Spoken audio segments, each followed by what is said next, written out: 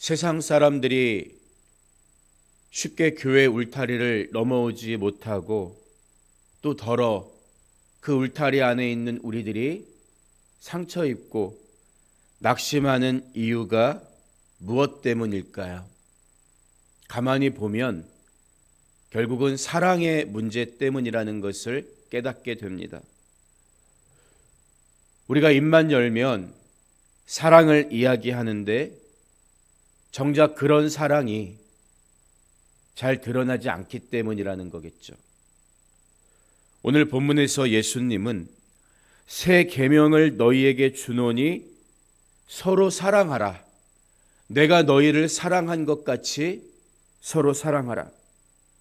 너희가 서로 사랑하면 이로써 모든 사람이 너희가 내 제자인 줄 알리라 말씀하십니다. 특별히 요한복음 13장부터 17장까지는 마지막 유월절 식탁 이후 연속적으로 이어지는 예수님의 가르침이 기록되어 있습니다. 공관복음서에는 없는 요한복음에만 나타나는 특징인데요. 가롯 유다가 예수님을 팔러 나간 뒤 예수님은 제자들에게 새 계명을 가르쳐 주십니다.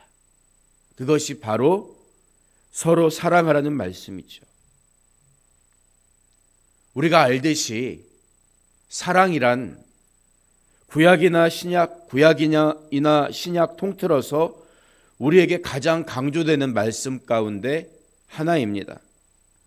한 율법사가 예수님을 찾아와서 가장 큰 계명이 무엇입니까? 물었을 때에 예수님은 내 마음을 다하고 목숨을 다하고 뜻을 다하여 주 너희 하나님을 사랑하라고 말씀하십니다. 이것이 가장 크고 첫째 되는 계명이고 내 이웃을 내 자신같이 사랑하라. 두 번째 계명을 주시면서 이 두 가지가 온 율법과 선지자의 강령이라고 가르쳐 주시죠. 하나님을 사랑하라는 신명기 6장의 말씀과 이웃을 사랑하라는 레위기 19장의 말씀을 풀어주신 거예요. 그러니까 사랑하라는 가르침은 제자들이 새삼스럽게 처음 듣는 계명은 아니었다는 거죠. 그런데 왜 예수님은 서로 사랑하라는 말씀을 주시면서 이것을 가리켜 새 계명이다 이런 표현을 하셨을까요? 여기서 예수님은 그냥 사랑하라고 하신 게 아니라 내가 너희를 사랑한 것 같이 내가 사랑한 것 같이라는 조건을 주고 계세요. 예수님의 사랑이 어떤 사랑이었습니까? 아버지께로 돌아갈 때가 이른 것을 아시고 제자들을 사랑하시되 끝까지 사랑하신 그 사랑이 우리 주님의 사랑입니다. 심지어 배반의 입맞춤을 하는 유다도 예수님은 안아주셨다고요. 이것은 지금까지 제자들은 물론 유대인들이 한 번도 들어본 적 없는 사랑이었습니다. 유대인들은 동족에 대한 애정의 결과로 이방인에 대한 배타성을 가지고 있었기 때문이에요. 그래서 동포를 원망하지 말며 내 이웃 사랑하기를 내 자신과 같이 사랑하라. 레위기 19장 18절의 말씀을 원수는 그러면 미워해도 된다. 이런 식으로 삶에 적용을 해왔던 것이죠. 그러나 하나님의 사랑은 그가 유대인이든 이방인이든 교회에 나오든 교회 밖에 있든 강도 만난 사람의 이웃이 되어주는 것입니다. 그래서 예수님은 내 이웃을 사랑하고 내 원수를 미워하라 하였다는 것을 너희가 들었으나 나는 너희에게 이르노니 너희 원수를 사랑하며 너희를 핍박하는 자를 위하여 기도하라. 마태복음 5장 43절 이하에서 말씀하신 거죠.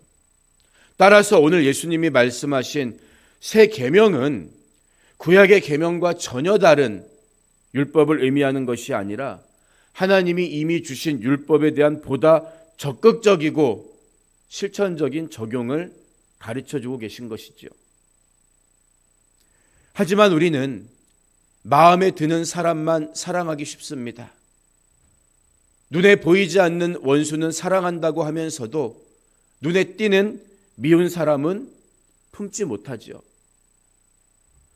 몸이 조금만 불편하면 자기부터 챙기지 다른 일을 위해 기도하지 않는 것도 당연하게 여깁니다. 이것은 주님이 사랑하신 것 같이 사랑하는 게 아닙니다.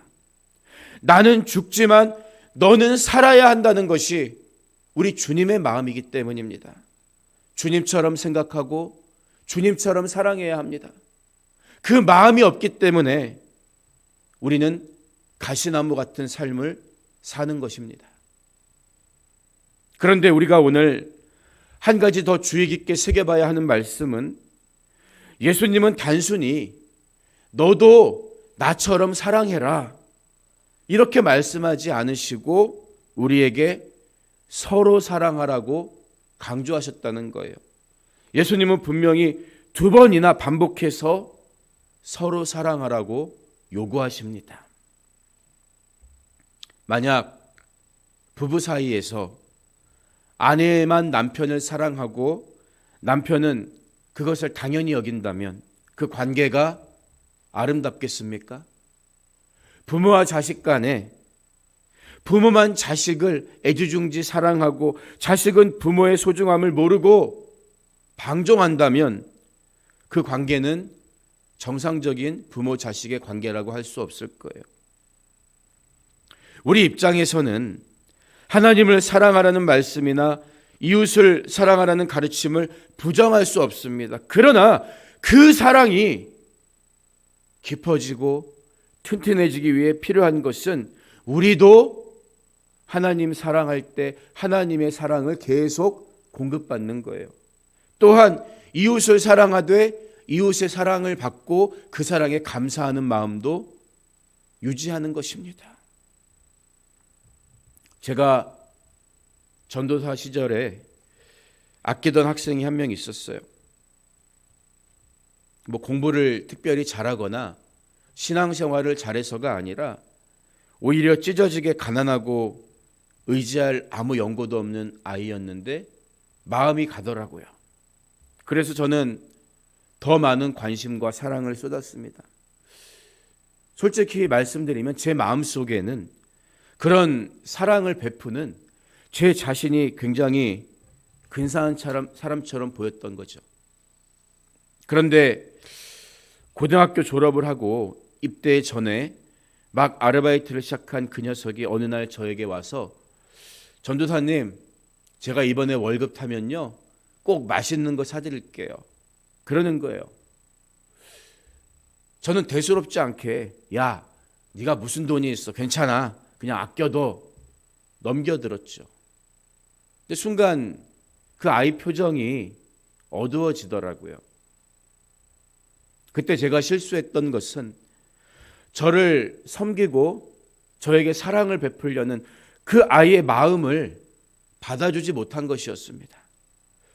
여러분, 우리가 남을 용서하지 못하고 사랑하지 못하는 것도 문제입니다. 그러나 우리 안에는 누군가로부터 관심과 사랑받기를 꺼려하거나 두려워하는 못난 자아가 있다는 거예요.